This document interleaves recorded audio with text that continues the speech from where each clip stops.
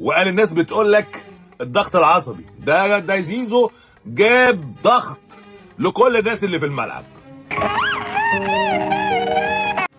اول مره تشوف واحد الناس تقول لك ده زيزو مش قبل الماتش طبعا مش هيعمل حاجه عشان الضغط العصبي، فيخرج احسن لعيب في الماتش رسمي ياخد الجايزه مان اوف ذا ماتش احمد سيد زيزو، وعامل الجول الاولاني وعامل 300 جول ضاعوا. ده ثلاجه، هنسميه زيزو ثلاجه.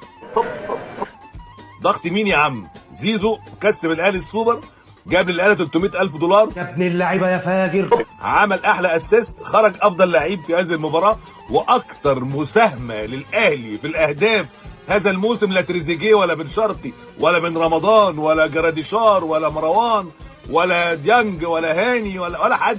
زيزو. ايوه يا عم ماشي معاك حلاوه. ما تبطلوا قر بقى وسيبوا الناس تاكل عيش. 9 مساهمات ما بين جوال ومساهمات.